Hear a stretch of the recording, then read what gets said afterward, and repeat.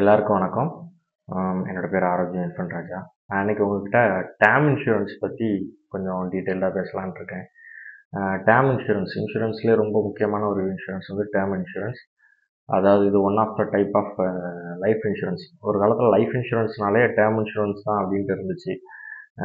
இதை லோக்கலாக ரொம்ப அடிமட்டத்தில் உள்ளவங்களுக்கும் இதில் இருந்து ஒரு ஹையர் எண்டில் உள்ள மக்கள் வரைக்கும் அதாவது அடிமட்டம்ங்கிறது நான் என்ன சொல்கிறேன்னா, ஒரு பேசிக் ஏர்னிங் இருக்கக்கூடிய ரொம்ப பிலோ த எக்கனாமிக் லெவலில் இருக்கக்கூடிய மக்கள்கிட்ட இருந்து வெரி ஹை ஏர்னிங் பர்சனாக இருந்து வெரி ஹை பிஸ்னஸ்மேனாக இருக்கக்கூடிய எல்லாருக்குமே இது வந்து ரொம்ப ரொம்ப ரொம்ப ரொம்ப முக்கியமானதும் ஒன்று, அவசியமானதும் ஒன்று. ஏன்னா இதில் உள்ள பெனிஃபிட்ஸ் அவ்வளோ பெனிஃபிட்ஸ் இருக்குது. நம்பர் ஆஃப் பெனிஃபிட்ஸ் இருக்குதுல்ல. பட் வந்து இதை வந்து ஒரு காலத்தில் ஒரு குறிப்பிட்ட காலகட்டத்துக்கு அப்புறம் இதை வந்து என்ன பண்ணிட்டாங்கன்னா, இதோட பெனிஃபிட்ஸை வந்து இதோட இன்சூரன்ஸ் கம்பெனிஸ் கூட கூட இதோட பெனிஃபிட்ஸை வந்து டிஸ்அட்வான்டேஜஸ் மாதிரி போர்ட்ரேட் பண்ணி வேறு வேறு ப்ராடக்ட்ஸை அவங்க மக்கள் மத்தியில் பிரபலப்படுத்துறதுக்காக இதை வந்து டம்ப் பண்ணிட்டாங்க. பட் இதை பற்றி நீ கொஞ்சம் உங்ககிட்ட இதை பற்றி தெரியாதவங்க கொஞ்சம் உங்களுக்கு தெரிய வைக்கிறதுக்காக தான் இந்த வீடியோ. இதில் என்னென்னா ஒன்றும் இல்லை, டேர்ம் இன்சூரன்ஸ்னால் முதல்ல ஆரம்ப காலகட்டத்தில் இன்சூரன்ஸ் அப்படின்னு ஒரு விஷயம் வந்து கொண்டு வந்ததே இந்த டேர்ம் இன்சூரன்ஸை பேஸ் பண்ணி. டேர்ம் இன்சூரன்ஸுங்கிறது ஒன்றும் இல்லை, ஒரு குரூப் ஆஃப் பீப்புள் தங்களுக்குன்னு ஒரு தொழில், தங்களுக்குன்னு ஒரு வியாபாரம், தங்களுக்குன்னு ஒரு பிஸ்னஸ் ஏதாவது ஒன்று வச்சு அதன் மூலியமாக தான் இது பண்ணிகிட்டு இருந்தாங்க. அப்போ அந்த பட்சத்தில் திடீர்னு அவங்களுக்கு வந்து வியாபாரத்தில் கடன் இருக்கும். திடீர்னு வியாபாரம் மூலியமாக அதில் அதிக லாபமும் இருக்கும், நஷ்டமும் இருக்கும். கடன் இருக்கும், வெள்ளம், மழை, புயல்கள். அதனால் அந்த காலத்தில் நான் சொல்கிறது ஒரு 50-100 வருஷத்துக்கு முன்னால் அந்த மாதிரிலாம் இருந்த டைமில் அப்போ அவங்களுடைய இழப்பீடு நேச்சுரல் கலாமிட்டிஸ்னாலையும் டிசாஸ்டர்னாலையும் அவங்களோட இழப்பீடு இன்றைக்கும் ஃப்ளட்டு இது போக மற்ற டொர்னாடோ இது மாதிரி நிறைய இதெல்லாம் வருது. நேச்சுரல் கலாமிட்டிஸ் நிறைய வருது, சைக்ளோன்ஸ்னால நிறைய வருது. ஸோ அவங்களுக்கு வந்து அதிலேருந்து அவங்க பிஸ்னஸை ஏதோ ஒரு வகையில் பாதிக்குது. ஈவன் அக்ரிகல்ச்சரு அந்த காலத்துலேருந்து one of the largest business, இன்றைக்குமே அது லார்ஜஸ்ட் பிஸ்னஸ் அக்ரிகல்ச்சர். நேச்சுரல் கலாமிட்டிஸ்னால இதாகும்போது காப்பீடு அப்படின்னா இன்சூரன்ஸுங்கிறது ஒன்று விஷயம் இருந்துச்சுன்னா அவங்கள அது காப்பாற்றிருக்கும் அப்படின்னு 100 வருஷத்துக்கு முன்னால் உள்ளவங்க யோசிச்சனால அந்த 100 வருஷத்துக்கு முன்னாலேயே அந்த விஷயத்த நிறைய இம்ப்ளிமெண்ட் பண்ண ஆரம்பிச்சிட்டாங்க. அப்படி அது என்னன்னா ஒரு 10 இப்போ ஒரு குறிப்பிட்ட ஒரு தொழில் செய்யக்கூடிய ஒரு 10 பேர் அல்லது 100 பேர் அவங்க என்ன பண்ணுறாங்க, அவங்களோட இதை வந்து ஒரு குரூப் ஃபார்ம் பண்ணுறாங்க. அந்த குரூப்பில் இருந்து ஆளுக்கு கொஞ்சம் கொஞ்சம் ஃபண்ட் எடுத்து ஒரு விஷயத்தில் இன்வெஸ்ட் பண்ணி வைக்கிறாங்க. இன்வெஸ்ட் பண்ணி வச்சு திடீர்னு அந்த 100 பேரில் யாரோ ஒருத்தருக்கு ஒரு கஷ்டம் வருது.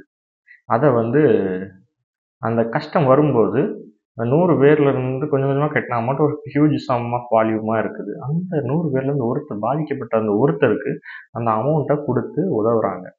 இது இப்படி தான் முதல்ல இன்சூரன்ஸ்னு ஒன்று பிறக்குது.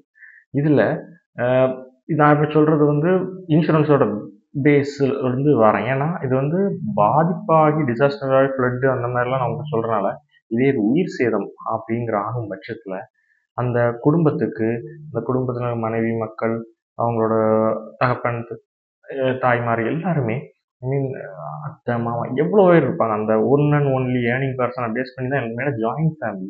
அப்போ அந்த ஒரு ஆள் ஏர்ன் பண்ணுறதோட இது வந்து கஷ்டம் வந்து திடீர்னு திடீர்னு அவர் ஒரு நேச்சுரல் இதோ இல்லை ஒரு ஆக்சிடென்டல் இதோ ஏதோ ஒன்றுனால அவர் இறக்கும் தருவாயில் அவங்க ஃபேமிலி வந்து ரொம்ப கஷ்டப்படுறாங்க. அந்த கஷ்டத்துலேருந்து போக்கி அவங்கள வந்து மீண்டு வர வைக்கிறதுக்கு ஒரு கேபிட்டல் அமௌண்ட், ஒரு அமௌண்ட் நமக்கு தேவைப்படுது, அந்த ஃபேமிலிக்கு தேவைப்படுது. அதுக்காக கொண்டு வரப்பட்டது தான் இந்த இன்சூரன்ஸ் கான்செப்ட். அதாவது ஃபஸ்ட்டு பொருட்கள்லேருந்து ஆரம்பித்து கடைசியில் பிஸ்னஸ் அந்த மாதிரிலாம் வந்து கடைசியில் உயிர் அப்படிங்கிற ஒரு விஷயத்தில் ஒரு வெர்ஷனில் வரும்போது தான் டேர்ம் இன்சூரன்ஸுங்கிற ஒரு விஷயம் பிறகுது. டேர்ம் இன்சூரன்ஸுங்கிறது கடைசியில் இன்னைக்கு வரைக்கும் நமக்கு இருக்கக்கூடியது என்னென்னா ஒரு நபர் மேலே ஒரு நபரால் டேர்ம் இன்சூரன்ஸ் ரொம்ப ரொம்ப அஃபோர்டபுள் காஸ்ட்டில் இன்றைக்கி தேதிக்கு எடுக்க முடியும்.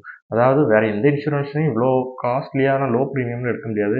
2 crore term insurance, 1 crore term insurance, 50 lakhs, 25 lakhsலாம் இன்னைக்கு யாரும் எடுக்கிறது இல்லை. அதிகபட்சம் மினிமம் 50 lakhs, அதிகபட்சம் ஒரு 10 crores வரைக்கும்லாம் எடுக்கிறாங்க பெரிய பெரிய பிக் ஷாட்ஸ். பட் ஈவன் ஒரு upper middle class and middle class people எல்லாருமே 1 crore அல்லது 2 2 crore வரைக்கும் எடுக்கிறாங்க. அது பேஸ்ட் ஆன் அவங்களோட இப்போ ஒர்க்கிங் பீப்புள்னா based on salary slip and everything. இதே இது பிஸ்னஸ் பீப்புள்னா பேஸ்ட் ஆன் தேர் ஐடிஆர். அவங்களோட ஐடி ரிட்டர்ன் ஃபைலிங்கை பொறுத்து, பிஸ்னஸ் டர்ன்ஓவர்ஸ் பொறுத்து அது மாறும். ஏன்னா இன்கேஸ் ஆஃப் ஒரு அன்சர்டனிட்டி, இல்லை ஒரு ஆக்சிடென்ட், இல்லை ஒரு வேற ஏதோ ஒரு பிரச்சனைனால அவங்களுக்கு இது ஒரு ஒரு நெகட்டிவாக ஒரு விஷயம் நடக்குது, அவங்க லைஃபுக்கு ஒரு இது நடக்கும்போது அந்த ஃபேமிலிக்கு ஒரு சப்போர்ட்டிவாக அவங்க பிள்ளைங்க இருப்பாங்க. ஃபார் எக்ஸாம்பிள் ஜஸ்ட் ஒரு 1 crore நீங்கள் இப்போ டேர்ம் இன்சூரன்ஸ் ஒரு ஆள் எடுத்து வச்சிருக்காரு. இன் கேஸ் ஆஃப் சம் ஆக்சிடென்ட்ல எடுத்து ஏதோ ஒன்று ஆயிடுச்சு, அவருக்கு லைஃபுக்கு ஏதோ ஆயிடுச்சு. ஸோ அந்த 1 crore வாங்கி ஒரு ஃபிக்ஸட் டெபாசிட்டில் போட்டால் கூட வட்டியை வாங்கியா சாப்பிட்டுக்கிட்டு இருக்கலாம் இந்த ஃபேமிலி. இது போக கடன் வாங்கி வச்சுருப்பாங்க. சிலர் வந்து கடன் கம்பெனி ஹவுசிங் லோன்லாம் ஓடும், லட்சக்கணக்கில் இருக்கும். இன் கேஸ் ஆஃப் இந்த மாதிரி இன்சூரன்ஸ் பண்ணியிருந்தா அந்த கம்பெனி அந்த அந்த இன்சூரன்ஸ் கம்பெனி வந்து அதை இது பண்ணிக்கலாம். பட் சாதாரண விஷயம் முந்தில இன்சூரன்ஸ் கொஞ்சம் இதாக கிடைக்கும். இப்போ டேர்ம் இன்சூரன்ஸ் அவ்வளோ ஈஸியாக கிடைக்கிறதில்ல. காரணம் என்னென்னா இந்த மாதிரி நிறைய விஷயங்கள் இதில் ப்ளஸ் அண்ட் மைனஸ் நிறைய இப்போ பார்க்குறாங்க. முக்கியமாக லீகல் சைடு மீன்ஸ் அது எப்படிப்பட்ட ஒரு மரணம்னா அது எப்படிப்பட்ட மரணம், அந்த இன்சூரன்ஸ் பண்ணப்பட்ட ஆளோட மரணம் வந்து எப்படிப்பட்ட மரணம் அப்படிங்கிற விஷயங்கள்லாம் நிறைய பார்க்குறாங்க.